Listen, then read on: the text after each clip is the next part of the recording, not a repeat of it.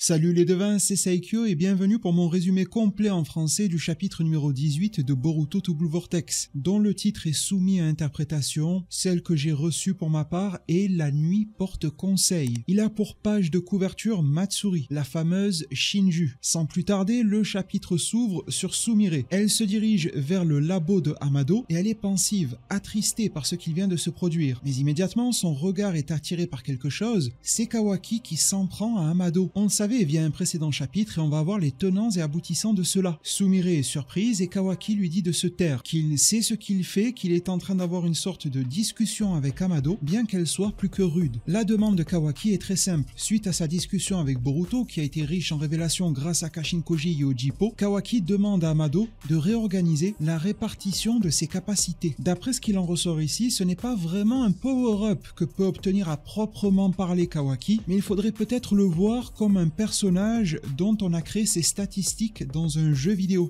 On a souvent un tableau avec l'attaque, la vitesse, la défense et je ne sais quoi, et si l'on prend un jeu tel Elden Ring par exemple, on va pouvoir dans certaines conditions remanier les capacités. On aura toujours le même nombre de points au total pour le personnage, mais on pourra soit les équilibrer ou bien maximiser sa santé, sa force, etc. C'est ce que demande Kawaki. En gros, cette levée de limitation dont on nous a parlé récemment reviendrait plutôt à récupérer les attributs qu'Amado avait mis sur la défense et la régénération de Kawaki pour les porter vers l'attaque, tout envoyé vers l'offensive. Tel un logiciel, Kawaki a été configuré par Amado pour cela, ce dernier menaçant Amado de le tuer si jamais il ne remaniait pas ses pouvoirs. Kawaki est donc conscient qu'il serait très fort au combat, mais perdrait en capacité défensive, voire régénérative. Amado le sait, mais tout d'abord, il va mettre Kawaki KO, en utilisant sa bonne vieille méthode d'utiliser un mot de passe pour l'éteindre, tel qu'il l'avait fait avec Delta. Et ça marche. Kawaki est désactivé, impuissant, il tombe au sol. Sumire est forcément choqué, Amado reprend ses esprits tel qu'il le peut et profitera de la présence de Sumire pour l'aider à reconfigurer Kawaki. Le chapitre transite sur la situation aux abords de Suna, le village caché du sable, en présence de Mitsuki et de Ryu Shinju, qui font la rencontre de Araya et Yodo. Sauf que les deux sont pas aussi performants que les ninjas de Konoha pour leur mission. Cette sorte d'infiltration qui devrait se clôturer en trahison, c'est pas le fort de Araya et surtout pas celui de Yodo. Ils tiennent plus ou moins les apparences, mais Ryu n'est pas dupe. Et dès le départ, il va dire « Mais pourquoi est-ce qu'ils me regardent de travers ces deux ?» Qu'est-ce qu'ils ont? Sarada, également présente, va tenter de récupérer un petit peu cela en prétextant que ces deux-là, dont notamment Yodo, sont plutôt mal à l'aise en présence de nouvelles personnes qu'ils rencontrent. Du côté de Konohamaru, il est avec Matsuri Shinju. Elle est toujours toute rouge, en sueur, elle se demande ce qu'il se passe. Konohamaru essaie de la rassurer et lui dit que physiquement, sur le plan de sa santé, elle a l'air normale. Donc si elle se sent un peu bizarre de l'intérieur, c'est sûrement dû à une première rencontre. Matsuri veut en aller plus loin et elle veut appeler Konohamaru-chan. Konohamaru est gêné, il se met lui également à suer et il va y avoir comme une sorte de petite vision de lui enfant avec Moegi, se rappelant qu'elle était la seule à l'appeler Konohamaru-chan. Lui-même va sortir un petit peu de la mission, après s'être remémoré cela, le Chan après le Konohamaru. Mais avant d'en arriver là et de voir la réaction de Matsuri à cela, Ryu Shinju déploie sa limaille associée au sable. C'est assez spectaculaire, ça émane de son corps et il est à la recherche de Boruto. Faire sortir son sable métallique à la Shinki lui permet d'obtenir des capacités sensorielles. Tout comme Matsuri peut communiquer avec les arbres, Ryu peut enquêter grâce à ce sable modifié. Il le cherche, mais avouera ne pas trop savoir non plus pourquoi. C'est surtout Jura qui demande expressément ce qu'il le lui rapporte. Le truc, c'est que grâce ou à cause de ses capacités de détection, Ryu va ressentir une intention de meurtre. Malheureusement, celle de Yodo. Elle est en train de fixer Ryu et elle veut profondément le tuer. Ryu le ressent. La situation se tend, Yodo ne perd pas son calme, les autres ninjas sont observateurs et la ninja de Suna prétend que c'est dans ses habitudes de ninja d'être ainsi. Tandis que Ryu semble mordre à l'hameçon, Sarada et Mitsuki font ce qu'ils peuvent pour détourner la conversation, la ramener sur Boruto et finir par évoquer le fameux Togedama,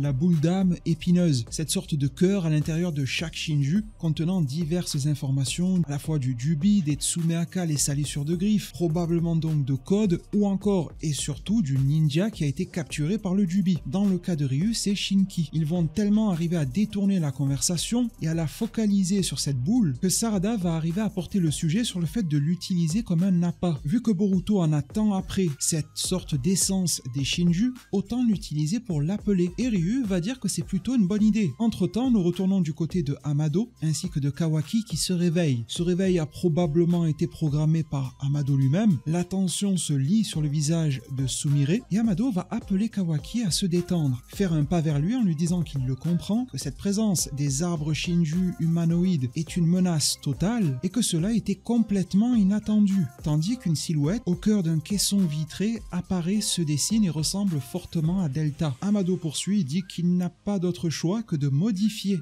les capacités de Kawaki, de les restructurer et de tout concentrer vers l'attaque. Cependant, Amado veut former un deal. Il attend quelque chose en retour de Kawaki et va lui dire que cette silhouette n'est pas celle de Delta, c'est celle de Akebi Sanzu, sa fille, ou plutôt un clone de son corps comme une coquille vide, un réceptacle qu'il garde tout près au chaud sous la main pour une future réincarnation de sa fille perdue. Ce qu'il demande à Kawaki, c'est d'inscrire le Sokama sur ce corps qui est actuellement vide. Une fois cela réalisé, Akebi Sanzu, la fille d'Amado, pourra être ressuscitée via un cycle de résurrection en la mixant avec des informations la concernant qui seraient à l'intérieur du Sokama. C'est une chose à laquelle il croit dur comme fer et ne mentionnera la notion d'âme seulement pour dire que en créer une à nouveau n'a été qu'une succession d'échecs et que c'est une capacité qui n'est permise qu'aux divinités. A priori, sous-entendant une divinité Otsutsuki, mais ça n'est pas dit clairement. En tout cas, le contexte le sous-tend énormément. Et depuis la perte de sa fille, Amado a confié sa propre vie, l'a même dédiée à cela. Son existence ne se résume qu'à ramener sa vie via une résurrection. Il attend de Kawaki de réaliser, je cite, l'action d'un dieu. Il doit le faire avant que Amado ne modifie ses capacités. Évidemment, le frère au sens figuré de Boruto n'est pas d'accord avec cela. Il y a deux préoccupations majeure. La première, c'est qu'il ne pourra donner suite à cette demande qu'après que Amado ait boosté ses capacités offensives et qu'après que l'intégralité des menaces. Dans ce cas-là, Kawaki accepterait d'apposer le Sokama sur le corps vide d'Akebi Sanzu qui a été recréé. Mais aussi et surtout, il anticipe le fait que sa fille pourrait revenir sous la forme d'une ou d'un Otsutsuki post-résurrection. Si tel était le cas, il la tuera immédiatement. Cela paraît très peu probable aux yeux du scientifique Amado. Ce serait du divertissement pour nous évidemment, mais au cœur du récit, Amado n'y croit pas. Mais si cela devait arriver, il comprend que Kawaki devrait agir, mais en même temps demande à ce dernier de ne pas faire comme si un père ne ferait pas tout pour sauver sa fille. Amado en arrivera à supplier Kawaki pour qu'il s'exécute, mais les conditions proposées par les deux s'entrechoquent. Il va falloir trouver un compromis ou bien repartir bredouille dans ce cas bien précis. C'est un rapport de force et Amado va devoir plier, accepter que Kawaki fera ce qu'il faut si sa fille revient sous forme Otsutsuki et également accepter qu'il l'aidera à la résurrection de cette dernière uniquement après ce qu'il a à faire d'accompli. Amado tient tout de même à prévenir Kawaki que à l'heure actuelle, bien qu'il manque de puissance au combat, en réalité ses capacités défensives et régénératives sont si élevées que Kawaki ne craint presque rien. Lorsque toutes ces capacités seront réattribué vers l'attaque, certes, il pourra rivaliser ou surclasser de nombreux ennemis au combat, mais en retour, il pourra prendre très cher s'il était touché et pourrait donc risquer la mort au combat. Amado révélant qu'il ne souhaite pas que Kawaki meure car si tel devait advenir, ses rêves de retour de Akebi partiraient en fumée. C'est froid. On comprend qu'il n'a pas vraiment d'affection pour Kawaki. En même temps, ça a l'air, je préfère garder l'hypothétique avec Amado, d'être franc et sincère. Kawaki se fiche de sa propre vie, mais il veut tuer ses opposants. Ses abominations, il doit lui-même en devenir une, voire même encore plus monstrueuse que eux. Et seul Amado peut le transformer au sens figuré du terme. Que cela soit par le biais de la science ou de n'importe quoi d'autre, Kawaki autorise Amado à faire le nécessaire. Par contre, il ne veut plus de forme de contrôle ou de redirection de ses capacités de sa part. C'est à ce stade qu'il affirme que les Shinju, Code et Boruto seront tous annihilés de par sa propre main. Ensuite, il est d'accord pour que Amado retrouve sa fille. Il n'aura que faire de ce qui adviendra à la suite des événements et ces mots-là ont l'air de captiver Amado, bien que dans le doute. Du côté du désert, avec Matsuri et Konohamaru, le petit-fils Sarutobi avait dit à Matsuri de ne pas l'appeler Konohamaru-chan. Ce n'est pas quelque chose qu'il apprécie et Matsuri ne comprend pas ce qu'elle a fait de mal. Konohamaru lui indique qu'il n'y a qu'une seule personne qui est en capacité de faire cela et c'est là que Matsuri connecte et pense à Moegi. Bien qu'elle en soit la représentation Shinju, elle ne peut pas se la blairer et